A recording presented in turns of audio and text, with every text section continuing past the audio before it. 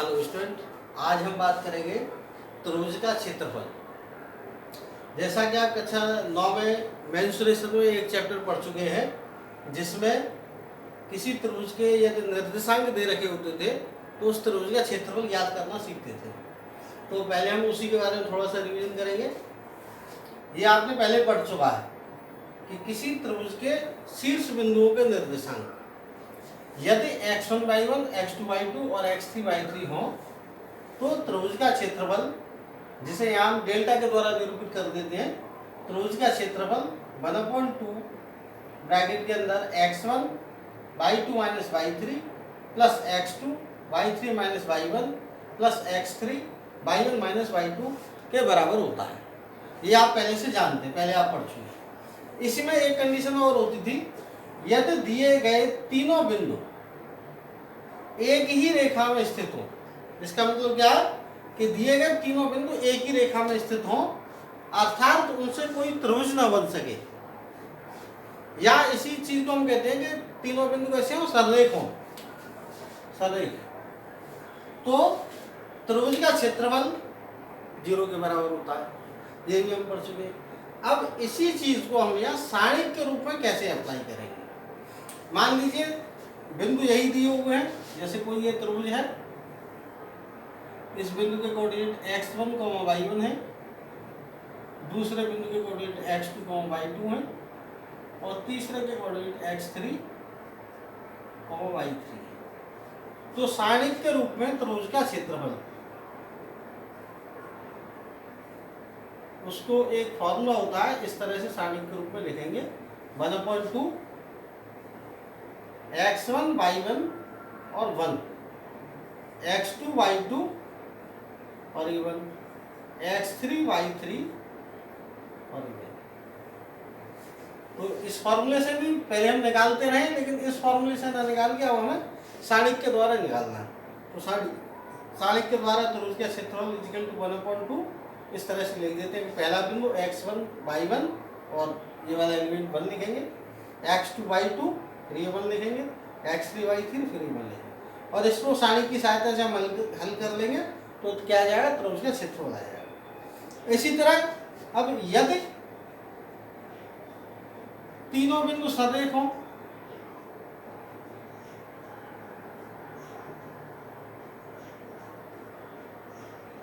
तो क्या होगा, तो जो डेल्टा होता है 1/2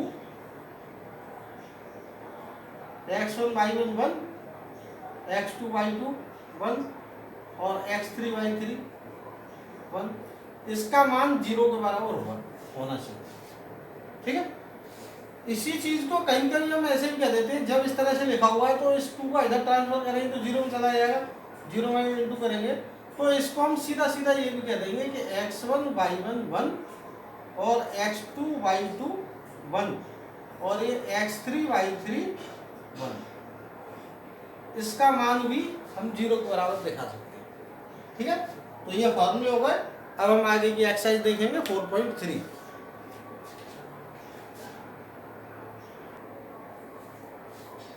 तो देखिए स्टूडेंट, ये है आपकी एक्सरसाइज नंबर 4.3 और इसका क्वेश्चन नंबर फर्स्ट है, फर्स्ट का फर्स्ट। इसके 2 क्वेश्चन और हैं, सेकंड और थर्ड, वो इसी प्रकार के हैं। तो इसमें कह रहे हैं कि निम्नलिखित दिए गए बिंदुओं वाले त्रिभुज का क्षेत्रफल ज्ञात कीजिए। तो फर्स्ट का फर्स्ट है, इसमें पहला बिंदु ये दे रखा है, दूसरा बिंदु ये है, तीसरा बिंदु ये है। इसके द्वारा कोई एक त्रिभुज बनता है, तो उस त्रिभुज का क्या निकालना है, क्षेत्रफल निकालना है। तो हमें पता है ये पहला बिंदु है, तो इस पहले बिंदु को हम क्या कहेंगे, x1 y1। ये दूसरा बिंदु है तो इसे कहेंगे x2 y2। ये तीसरा है x3 y3। और अब हम त्रिभुज के क्षेत्रफल का फॉर्मूला जानते हैं 1/2 x1 y1 1, x2 y2 1 और ये x3 y3 1। तो ये त्रिभुज के क्षेत्रफल का फॉर्मूला था, इस फॉर्मूले को हम यूज करके इसका निकालेंगे आंसर।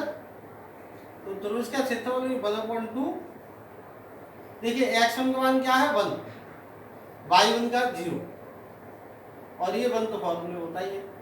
x2 का मान क्या है 6, y2 का ये भी 0 और ये 1, x3 का 4, y3 का 3 और ये 1। अब इसका क्या करना है, एक सिंपल सी सारणी है, इसका आप डायरेक्ट प्रसार कर दें, आंसर आ जाएगा। तो 1/2, देखिए प्रसार कर रहे हैं इस पहले वाले इसके सापेक्ष, तो 1 ये वाला बंद किया, 1 × 0 0, -3 एकम 3, माइनस ये 0, इसके अंदर कुछ लिखने की आवश्यकता नहीं है, +1 ये वाला बंद करेंगे, तो 6 × 18 -0, 1/2, ये 1 × -3, तो -3 रहेगा, ये तो 0 है ही, और प्लस 18 × 1, ये 18 रहेगा, 1/2 प्लस के है 18 और 3 है माइनस के, तो प्लस के वजह कितने 15, कुल मिला के 15/2 ये क्या आ गया, त्रिभुज का क्षेत्रफल। और क्षेत्रफल का मात्रक क्या होता है, वर्ग मात्रक। ये आपका आंसर है।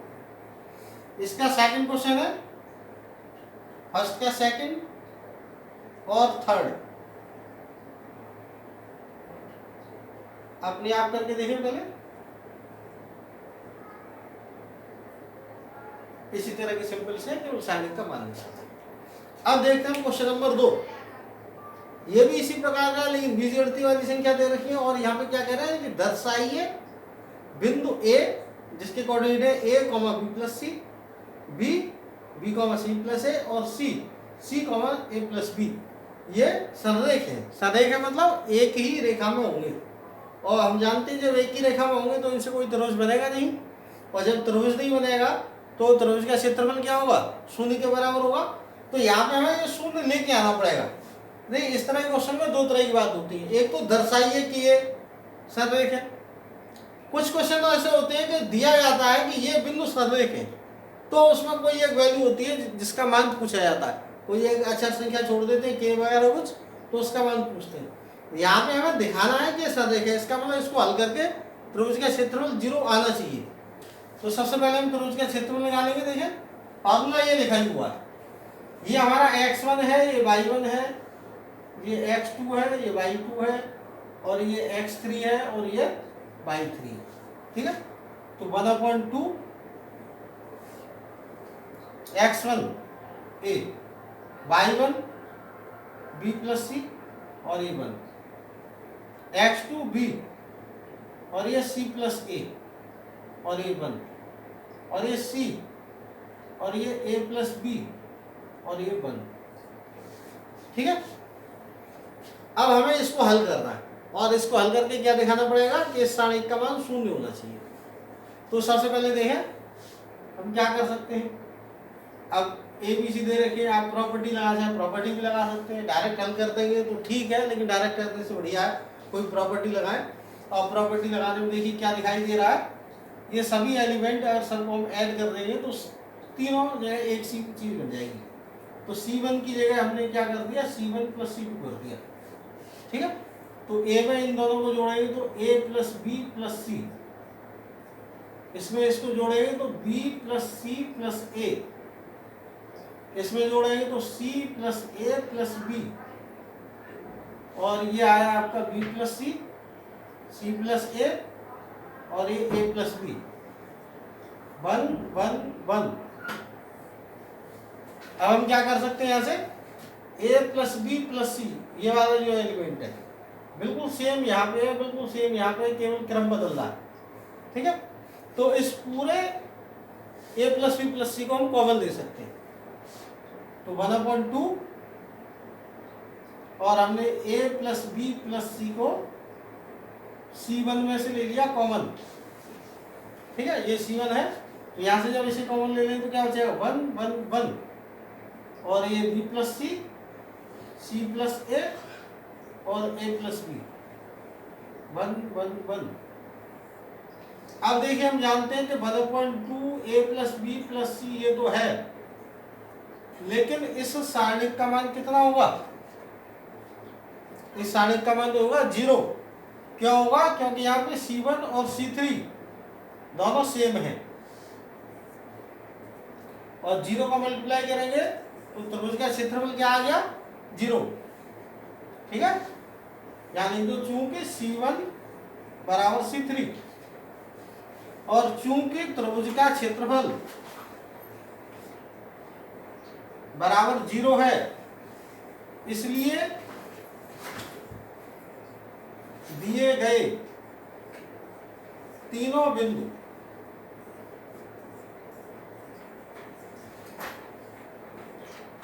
सररेख होंगे। ठीक, यही सिद्ध कर रहा था। ओके,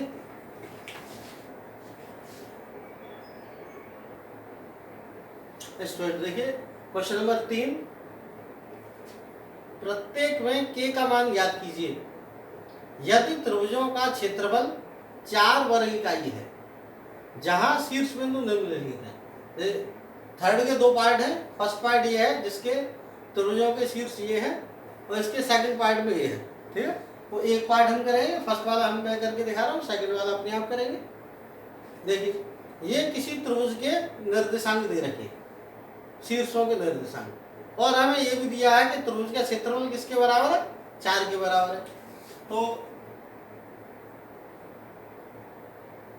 देखें, ये x1 हो गया, ये y1 हो गया, ये x2 हो गया, ये y2 हो गया, ये x3 हो गया, ये y3 हो गया, और हमें दे रखा है कि त्रिभुज का क्षेत्रफल बराबर कितना है?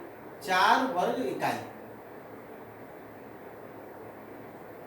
ठीक है, तो फॉर्मूला लगाएं, त्रिभुज का क्षेत्रफल क्या होता है? 1/2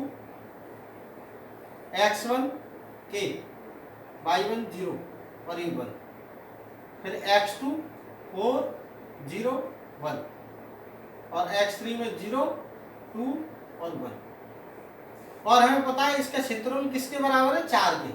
तो इस सब की वैल्यू आनी चाहिए 4 के बराबर। तो 4 के बराबर हम वैल्यू लेके चलेंगे। अब देखिए, ये 1/2 जो यहाँ पे है, इसका मतलब 2 का यहाँ भाग आ रहा है, इसका तो मैं पक्षांतर कर दे रहा हूँ। तो इसी चीज में हम क्या कह सकते हैं? k 0 1 4 0 1 और 0 2 1 बराबर हो जाएगा ये 4 दूनी 8। अब इसका हम प्रसार खोल दें डायरेक्ट के, और देखिए इसको बंद किया, 1 इंटू 0 0 माइनस 2 एकम 2 माइनस 0, तो इसके पीछे कुछ लिखने की जरूरत नहीं है, प्लस 1 ये वाला बंद, 4 दूनी 8 माइनस 0 बराबर ये 8 के बराबर है। तो के का ऐसे मल्टीप्लाई करेंगे, माइनस के 2 पे, ये 0 है, और प्लस के 8 बराबर 8। यहीं से देखें, -2 के बराबर 8, ये जो प्लस के 8 है इनको इधर पक्षांतर करेंगे, माइनस के 8 हो जाएंगे, और के बराबर हो जाएगा 0/-2 बराबर 0। इसका मतलब के का क्या मान होगा? 0। यही हमारा आंसर।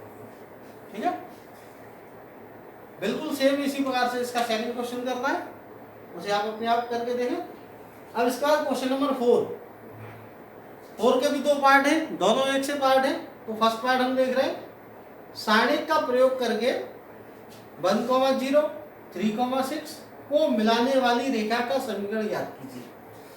बिल्कुल सेम इसी तरह का इसका सेकंड पार्ट है।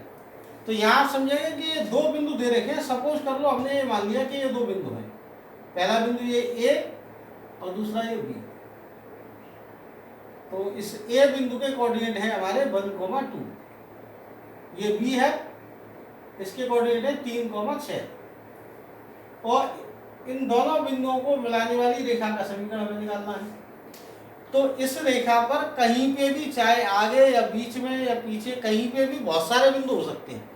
तो उनमें से हम कोई सा एक बिंदु मान लें कि सपोज करो ये बिंदु है C।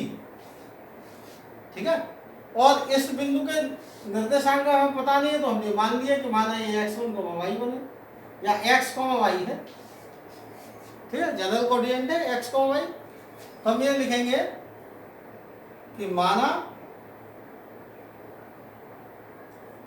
रेखा AB पर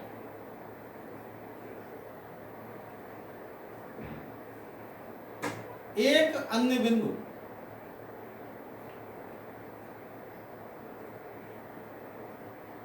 C x, y है। अब हमें क्या दिखाई दे रहा है कि ये जो तीनों बिंदु हैं A B C एक ही रेखा में, इसका मतलब तीनों बिंदु सररेखा में, इसलिए बिंदु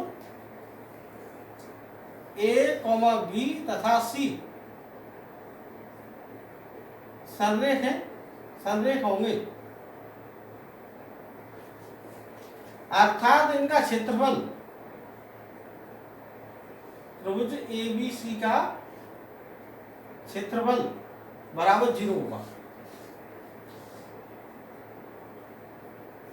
ठीक है, तो अब हम त्रिभुज ABC के क्षेत्रफल वाला साइड वाला फॉर्मूला अप्लाई करेंगे और उसको 0 के बराबर रख देंगे। यहाँ पे हमें दिखाना नहीं है कि ये बिंदु सररेख है, यह हमें पता है कि तीनों बिंदु सररेख है, इसका हम क्षेत्रफल 0 में लेके चलेंगे। तो अब हम फॉर्मूला लगाएं 1/2। ये A वाला बिंदु है, इसको हम x1 y1 कहते हैं। ये B वाला बिंदु है, इसको x2 y2 कहते हैं, और किसी को भी कुछ भी कह सकते हैं, ये x3 y3, इससे कोई फर्क नहीं पड़ता। तो x1 y1 1 2 1 और 3 6 1 और x y 1 बराबर 0। अब देखिए 2 का पक्षांतर तो 0 हो जाएगा, तो उधर चला जाएगा। अब इसका प्रसार पूर्ण है 1 इंटू, इसको बंद किया 6 एकम 6,